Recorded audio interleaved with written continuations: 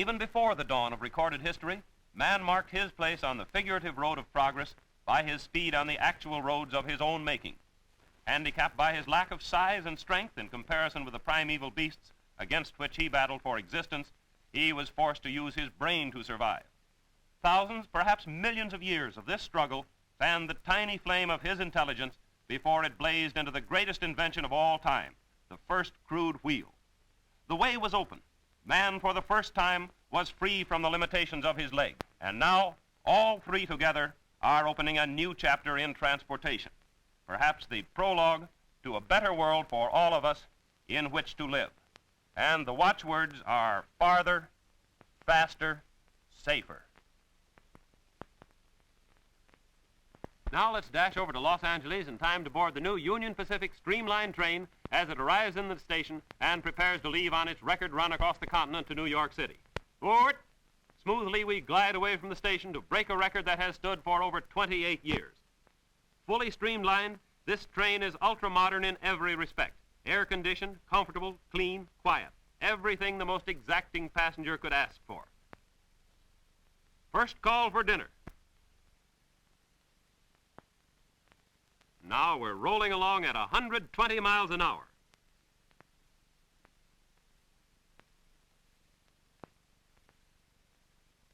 Say, what town is, or was that? Up ahead is a 12-cylinder Winton diesel engine, directly coupled to a huge generator. The engine develops 900 horsepower, and when that power turns the generator, we just more than go. And the remarkable thing is that this engine is lubricated with regular automobile oil, the kind of oil many of us buy at our favorite service station. On and on that giant engine takes us, leaving state after state behind. And then, New York, all in 56 hours and 55 minutes. Farther, faster, safer.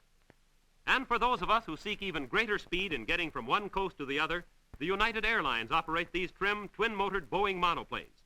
Service starts either at Los Angeles, San Francisco, or Seattle, with all three sections converging at Salt Lake City. At San Francisco, our ship is made ready for a beeline dash to New York via Chicago. Passengers take their places in the cabin and relax in comfortable reclining chairs. A turn of the propellers, a roar from the engines, and we're away.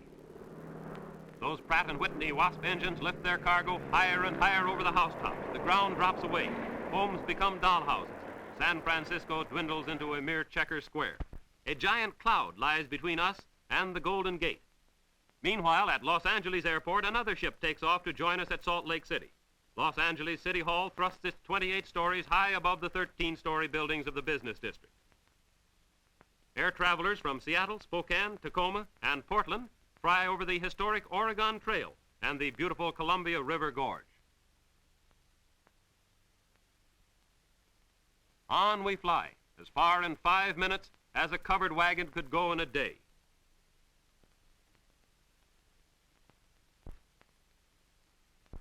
Our ship glides over Lake Tahoe, 6,200 feet above sea level. Snow-covered peaks and forest-studded ranges slip by, leaving an impression of stimulating beauty. Below us lies the Great Salt Lake, with salt water so buoyant that you float when you swim in it, whether you want to or not. And here's Salt Lake City, nestled in the beautiful mountains of Utah, with its famous wide streets and Mormon temple. This structure was constructed without the use of a single nail. Wasatch Range stands guard over Salt Lake City as we leave it behind. The stewardess, ever helpful, points out a place of interest as the fast-moving panorama passes beneath. Possibly you've wondered about these tall mountain peaks with more than passing concern. This is the way pilots see things. Regardless of rain, snow, or fog, the artificial horizon, aided by other instruments, enables the pilots to keep the ship on an even keel. Other aids are available. The pilots communicate with the nearest of 37 ground radio stations throughout the trip. Now we've reached Omaha, where connections are made with planes from the north and southwest. Then we fly over the Mississippi, the father of rivers. A boundary line that once separated empires is now but a point in a division over which some pilots have flown their planes 3,000 times. Then Chicago, that teeming mart of trade and terminal for travelers. Here we pause a moment and soon are off again.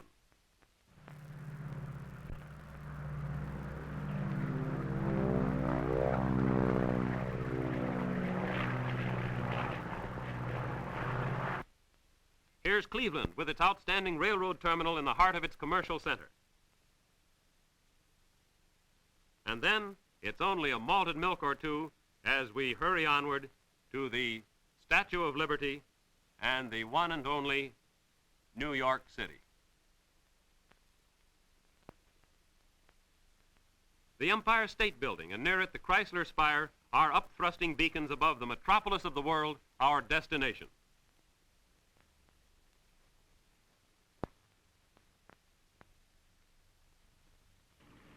We deplane at Newark Airport, a beehive of activity. Passengers are arriving and departing day and night, for this is the hub of a huge network of airlines. Someone's going someplace all of the time and going farther, faster, safer. Nor is the spirit of speed with safety confined to interstate land and air travel. This giant 19-ton, 4-engine, 32-passenger Sikorsky airliner is fueled with high-quality gasoline and lubricating oil for a test flight before being delivered to a large aviation company. Out to sea like a daring mariner of old.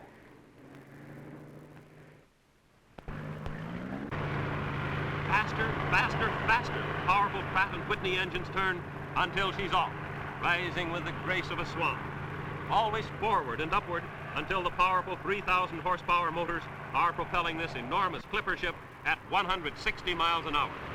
During a series of trial flights, after the ship had been thoroughly tested and the engines had been broken in, this deluxe airliner reclaimed for the United States the 10 efficiency records for seaplane transport service which for years had been held by France and Germany. Wings across the sea. This luxurious monarch of the airways over the sea has found its place with sister ships in South American air travel. Another test is nearly ended. The big bird slowly descends, the trial a complete success.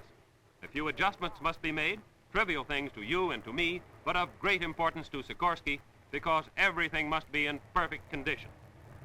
Now she lights on the water and taxis back to her dock. Up the ramp climbs the sturdy ship as proud engineers and mechanics prepare her berth in the hangar.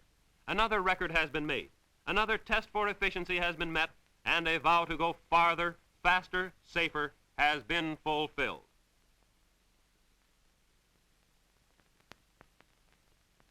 Here's still another record for men, motors, and oil. Eddie Rickenbacker is headed for a record dash to New York from Los Angeles in one of the new Eastern Airline Douglas transports. We'll have breakfast in Los Angeles, and we hope that we'll have dinner in New York. Let's go. A race against time, 2,600 miles to New York, and that's a long way to go for dinner.